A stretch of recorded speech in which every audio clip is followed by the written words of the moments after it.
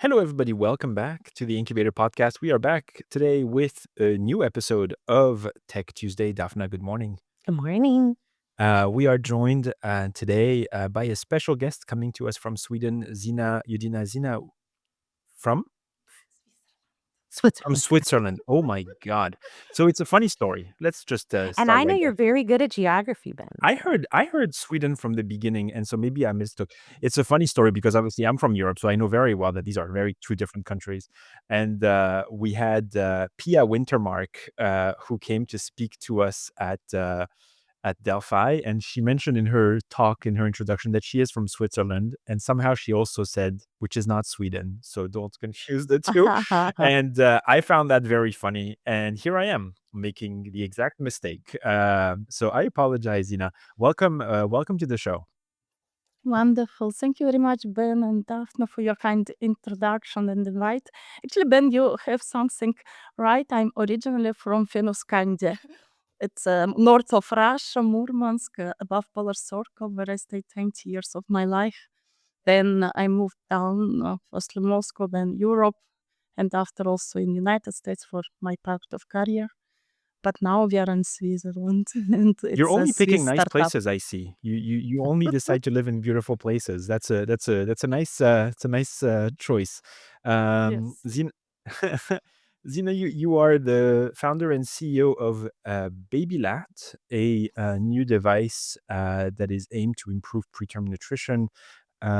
It's a lot of the people in the community. We talk to a lot of people, and there's some buzz going around about BabyLat. I think people are excited. Can you tell us a little bit what is BabyLat and Yes. what problem are you trying to solve? Yeah, sure. And again, a huge pleasure to hear that people are talking about us. It's already a very good sign, and I hope they are talking positive. They So, they baby are luck, they are. I can reassure you. They are talking positively about it. wonderful. Yeah, yeah. And that's actually my general feeling when I meet people. Maybe it's already biased. If they willing to meet us, they're already super positive and supportive to this idea, but they're usually very much enthusiastic about an idea, approach, and what is it about shortly.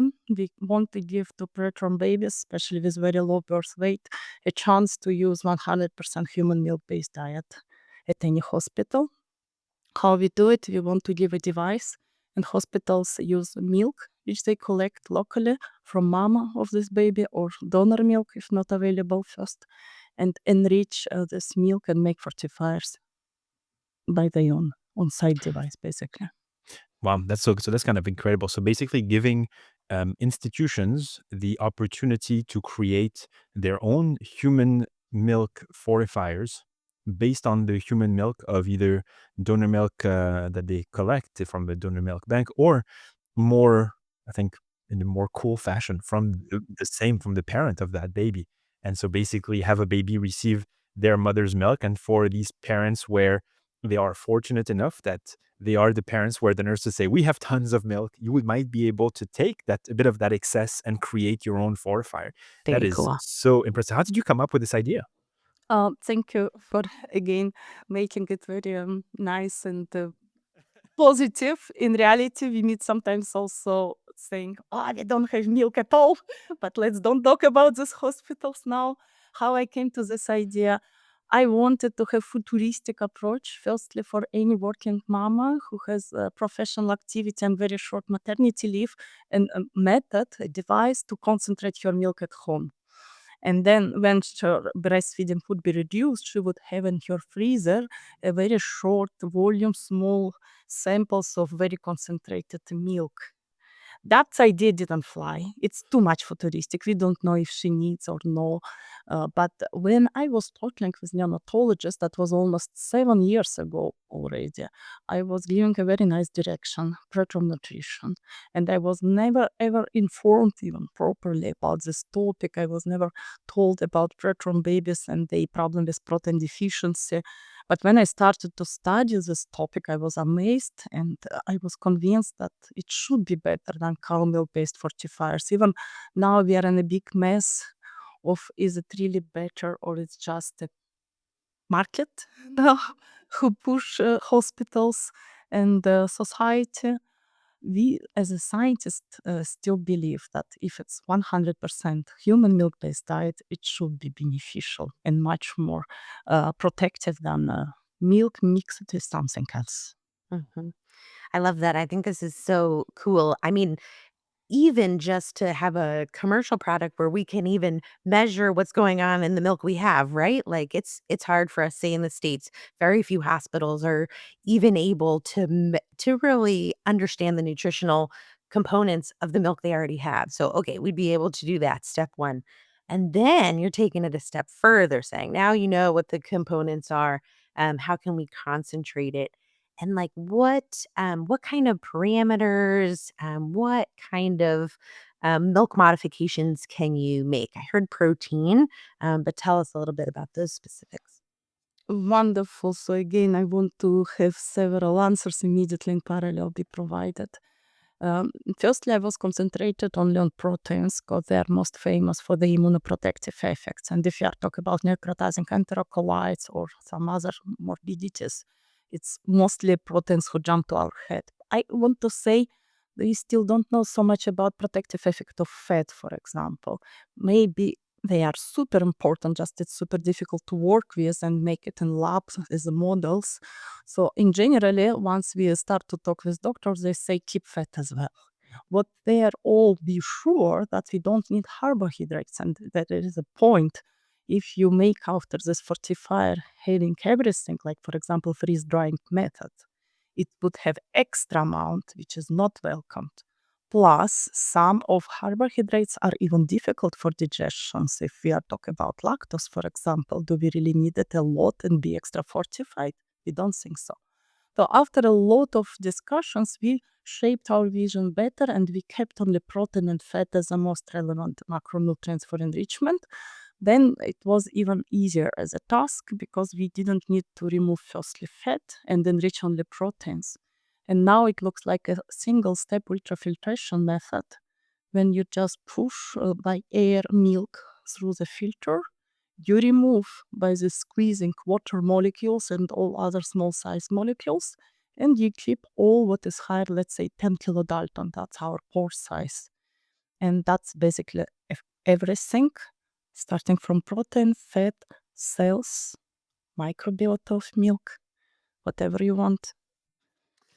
How successful have you been at achieving your goal? Meaning, when you're trying to fortify human milk and you're saying, "Hey, we want to actually get that formulation, or we want to get that much protein and so on," how accurate and how successful is BabyLat in getting to those numbers?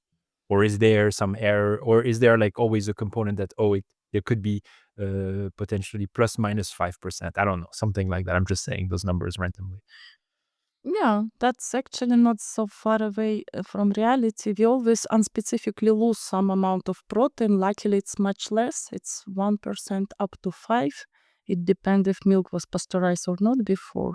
Because obviously, once it's pasteurized, proteins start to be partially defolded and they become a little bit less Mhm. natural and start to be easier to propagate, make aggregates and stuff like that. But still, this difference is really, really small. And for fat, it's around 5%. And I think it's unspecific binding to the wool and filter surface as well. All the rest we manage efficiently catch and increase in concentration because what we do, we basically remove water. And when you say we target something, in reality, we want to be super flexible. What we know that human milk is highly individual by composition, 40, 30% of fat variation, 10-20% of protein variation. If you don't discuss here preterm and term mother milk, which can be up to 3.5. What it means in reality that to implement something similar to manufacture label products, you would never ever be there because it's physically not possible. But we want to give to doctor a freedom to decide what he wants to achieve today. And it's basically like a coffee machine where you can make a latte, cappuccino, ristretto, espresso. It's Love that. it, And so that's what I was gonna ask you. I mean, I am not, I like gadgets, but I'm wondering, like, how big is this device? Or is this something that you've designed where like you said, is it like a coffee size machine? Is it much bigger? Does it need like its own room? And is it something that you're planning to market in a way that hospitals can use them for one unit and all their patients, or is it something that they're going to have to get for like individual patients? Great. So it's slightly larger than coffee machine, but it's not so huge. Basically, after a call, we can go downstairs and I will show you if you want. It's 60 centimeters tall and it's 40 centimeters broad. So it's Oh, really it's not compact. it's not Well, too big. yeah. Yeah. And What don't is that, forget, Daphna, in US Uh, non-metric? Like, is it yeah, like what, yeah, to put the 3 feet by 3 feet or something? yeah, it's not big at all. I think we can Yeah. make space for that, right? We have much bigger things in the unit. That's right, much bigger things in the unit. oh, yeah. Don't forget air under pressure, but it's again a question which you're solving successfully using third-party service which provide you gas under pressure from certified providers. So that's important compound, and we don't provide it. You order it on place. That's another extra size of cost to be forecasted. Why we say it will be universal? Because you ask if it's individual usage or universal. Of course, it's highly economically unreasonable if you say you have roughly 5 babies, buy 5 devices from us. We can now forecast that we provide you 2 filtration unit. That's a contact area surface where you put milk and only one device. The process to concentrate 0.5 liters to 70 milliliters of very highly concentrated fraction, where you increase concentration of protein and fat by factor of 7, because it's really direct correlation how much you reduce, and you can multiply this by factor of 7 if you reduce by factor of 7. It's roughly 5 daily dosage. It takes 48 hours maximum. If it's term milk, it's faster because it has less fat. If it's preterm mother milk, it's usually more complex. And it's inside of this 48 period, but it's always keep in mind you have 4 degrees. So coming back, it's highly unreasonable to buy 5 devices and do it in parallel and making it every day. We say for one baby, you prepare 5 daily doses. In parallel, you clean another filtration unit, and if you want to be rigorous, we recommend even autoclaving. Then you are for sure prevent any transmission. All other contact surface materials are single use.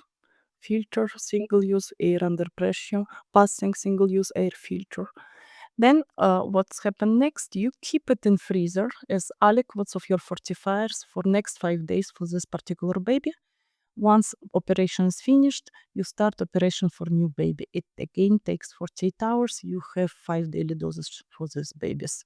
So in theory, this device is constantly used. And if it's large size hospital, we can maybe still recommend to buy 2 devices in a And you've been able to pilot the device in hospitals at this point, or funds. We have a lot of interest at hospitals who want to do it in Europe as well in the United States, but it's not so attractive for investors as a topic, as a niche market product, as completely risky novel approach which has no precedence on state of art. So that this attract a lot of investors who are chasing for much more common science, so areas of medicine. Neonatology is considered to be it's one of the most neglected one. yeah, it's a story of neonatology altogether. I mean, I think that there's never going to be enough premature baby to attract these venture firms to pour big money in neonatology. That's always a shame. Exactly. So it's basically an opportunity for us today to have this call for action. Please, any interested hospitals, if you know grants where we can apply to support such studies, approach us. We will be Mm-hmm. more than happy. Mm-hmm. And yeah, yeah. I was gonna ask a question about, okay, once a unit has it, how easy is it to teach the staff to do this process and to make the calculations, and what sort of staff will they need to keep things running? Exactly. So I think nowadays, anyway, they spend, as I was told, roughly half of day just to make this weight of cow milk fortifiers and properly mixing them with human milk to prevent that there are no pellets formed. And it's still, of course, a little bit more commitment, but in reality, cleaning and washing of device would be pretty easy. All operational enrichment cycle is happening autonomously. You don't need to check it. Will control all parameters itself and stop it when it's reaching target volume. Only one thing, what is inside, and we discuss it, quickly mentioning that now we know human milk analyzing, how to do it, and what we do, it's the next. We provide you small fabric to produce such fortifiers. So you need measure it very possibly. We know a lot of state-of-art devices based on middle infrared spectroscopy, for example, which you can buy from third parties, so-called human milk analyzers. We have our own device also that was done thanks to grant we won 2 years ago in parallel. It's UV-based spectroscopy method where we can measure protein and fat concentration. That's a secondary device which Yeah, we can accessories. provide to Yeah. hospitals. We can provide to hospital and say, please, if you want to be sure what you have in our fortifier today, measure it. Then we can give them simple. For now, it looks like Excel table, but in future it would be software. Put these numbers, put weight of baby, his volume, and we calculate the ratio of our today fortifier and today human milk, how it should be diluted to provide recommended protein, fat, energy amounts per kilo per day. That's not so difficult if we ignore step of analyzing of milk. Nowadays it's heavily ignored as well. And we met sometimes approach when they say, okay, we can still use standardized fortification also in case of our fortifiers, but risk of fat variation, which might be 30%, we need still additionally to discuss it, how hospitals will feel about it. We still recommend to measure it. Then for 5 days, they know roughly the ratio of dilution. And it's 5 days, you don't need repeat it daily, basically. It would be maybe slightly more amount of time than current state of art. Yeah, I was gonna say, I mean, it seems complicated, but I think if for example, most neonatologists are not involved in the making of the milk or the fortifying of the milk in their unit. And if you're not, then you don't recognize how much time is being spent doing that every single day, either by the nurses or by a milk tech. And it's a lot of time that, you know, man hours that are going into that step. So very interesting. Like that a lot. And you told us a little bit about the funding. You're working on getting more funding. You have some, I mean, working prototypes, obviously, and doing some studies on those. What's the best way for people to get involved, to reach you and learn more? Yeah, definitely. Thanks for this great question. In our web page, babylat.com, we have email for contact info at babylat.com. Then by this email, it's easy to approach me. They can also see myself by my name and approach me in LinkedIn. I always answer pretty quickly. The team is very small and efficient. Basically, with me, we have only 3 more people actively involved in this company, and they are helping to fundraise most of the time. It's still for small startups as us, it's activity number one. And honestly, I would wish to run much more studies than just this very important activity, because it's exciting. It opens a lot of doors for new potential brilliant studies. For example, to approach raw milk. Wouldn't it be wonderful, like in Norway? And I'm sure that a lot of articles showing no differences with human milk derived fortifiers versus bovine one are done because these human milk fractions are already super heavily processed. Instead, we are the freshest one. I'm sure we would have a lot of interesting data there. I think this will resonate tremendously, I think, with the community of parents who have critically ill newborns in the NICU. I think that for many parents, like you said, a bit to close the loop a bit like you said in the beginning of the episode, not just so much to try to create a ranking or even to compare notes, but just so that parents actually have options and say, okay, well, what are my options? What can I choose from? Because I think that what we're learning, like you said in the beginning, we're learning that every every family is in a different situation. I think that maybe some parents are going to be in Sweden, Norway, in one of these Nordic countries where maybe parents have a lot of help when it comes to maternity leave and paternal leave, and maybe they'll be able to provide a lot of breast milk. Or maybe they'll be in the US where there's a very short maternity stay and they have to go back to work sooner and they may not have so much breast milk. And so the situation is different. But irrespective of it, I think it'd be nice for parents to have options to choose from. And I think that's what hospitals are really looking to offer families today. I think that hospitals are able to get good outcomes, and the next step is obviously to offer options and say you're going to have. We can tailor the care to what you have envisioned. So I think this is where it might resonate tremendously for the people who are interested in learning more about BabyLat. And it's very straightforward. Number one, you could just Google BabyLat, or you could go straight to their website, babylat.com. It's spelled BabyLat.com. And there you will find more information about BabyLat. You'll find more information about the solutions it's providing, and obviously contact information for the team at BabyLat. So, Zina, we really appreciate you taking the time to be on our podcast and to share with us this incredible new tool. We wish you all the success, and we'll leave some contact information in the show notes for people to reach out to you. Thank you very much, Ben. It was Thank you, a huge Zina. pleasure. Thank you, Daphne, as well. It was great to see you. And Our hopefully pleasure. we meet one day. Yeah, I agree. Very Thank you. exciting. We're looking forward to seeing what's next for BabyLat.